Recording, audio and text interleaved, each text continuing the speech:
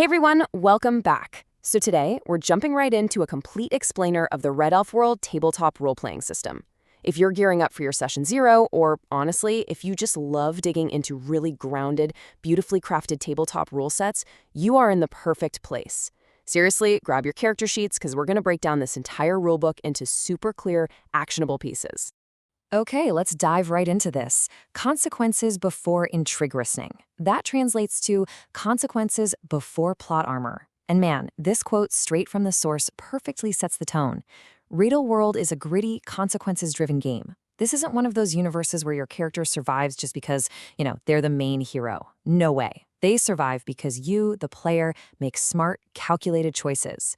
It's a grounded, medieval fantasy where your decisions carry real, tangible weight.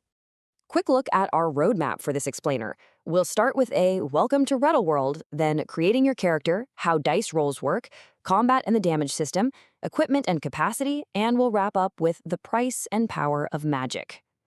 So, part 1. Welcome to RedelfWorld, a grounded medieval fantasy. To actually survive in this world, we really have to wrap our heads around its core philosophy. Violence is incredibly dangerous, and magic, it has a strict cost. But here's the cool part. The game master makes this sort of social contract with you. Their biggest promise is that they will always show you the stakes before you act. You'll know that cliff is slippery right before you jump. It puts the power of choice directly in your hands. Plus, you get rewarded for leaning into your character's personal drama, their drives, their bonds, and their limits. All right, moving on to section 2, creating your character, the building blocks. Character creation here is beautifully rapid. It flows through 4 really logical steps. First, you just pick a simple concept. The rulebook gives this awesome example, Brenna the Elven Scout. Just from that one simple sentence, you'll distribute your core attributes, pick your profession, and then calculate your derived stats. Let's take a closer look at those attributes. Okay, so you have exactly 10 points to distribute across 6 core attributes: strength, agility, stamina, intelligence, willpower, and charisma. Or, as you'll see them on your sheet, STY, SMI, UTH, INT, VILA, and care. These numbers are the absolute mechanical foundation of everything you're going to do. You start with a base of 0 in all of them, and your absolute maximum starting cap is just 3 for any single attribute. So yeah, every single point absolutely counts here. Once those attributes are locked in, you get to choose from this menu of archetypes. Each profession hooks you up with your core skills, a unique special ability, and immediate story hooks. So the Krieger holds the front line, the Magiker bends reality, the Shuv infiltrates, you get the idea. But the best part? Each one comes with a perfectly balanced starting equipment kit. That means you literally bypass an hour of shopping and just jump right into the story. So let's see how these stats actually translate into gameplay. Which brings us to section 3, how dice rolls work, the core resolution system. So how do you actually succeed in the faction? Think about it. When you come up against a locked door, or a lying merchant, or, a swinging blade, how do you overcome RedelfWorld's brutal challenges? And this brilliantly illustrates the core math. It's incredibly elegant. You just roll a single 20-sided die, add your relevant skill rank, add your governing attribute, and try to meet or beat the target value, or SV, that's set by the game master. It's clean, it's transparent, and it resolves instantly. But here is where it gets highly strategic. Rolling high isn't just a basic success in this game. It generates an effect marginal, or EM. Basically, for every 5 points you score over the SV, you get a bonus step. And you can trade this.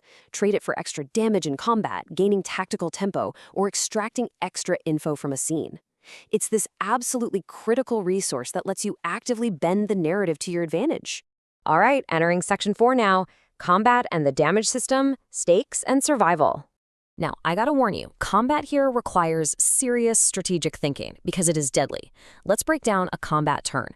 You get 1 main action to attack or cast a spell. You get your movement, and crucially, you get 1 reaction per turn. I can't stress this enough. Saving your single reaction for a parry, a shield block, or diving out of the way of an area effect can and literally will save your life. Once you spend that reaction, well, you're wide open. So the crucial point here is this two-tiered health system. First, you have vitality points, or VP, which act like your fast-recovering external shield. Then you have KP, or Kropfsprung. KP represents your actual meat and bone. If you take KP damage, it heals incredibly slowly and immediately triggers mechanical consequences, like bleeding out or being knocked prone. You really need to understand just how fragile your actual body is in this setting. To put that into perspective, here is the exact sequence of taking a hit. An enemy rolls damage. First, your physical armor directly reduces that number. Whatever is left over, that drains your VP. It's only when your vitality is entirely gone that the damage overflows into your KP, causing lasting, brutal physical harm. It's this amazing cascade effect that makes every single piece of armor absolutely invaluable.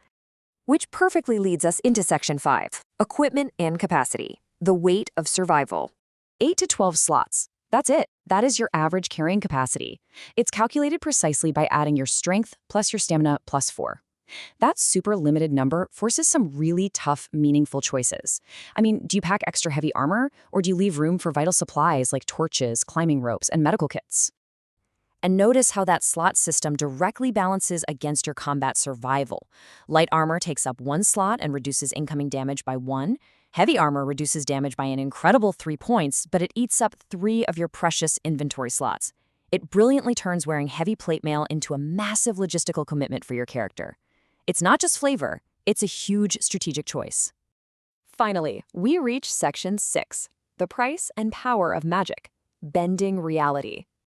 Magic in RedelfWorld is deeply powerful, but man, it is heavily restricted. It's fueled by focus points, or FP.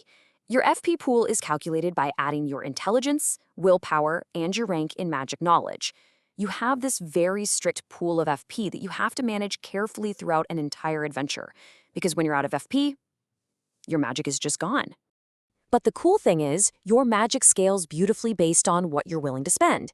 A quick combat trick that lasts 1 turn, that just costs 1 FP.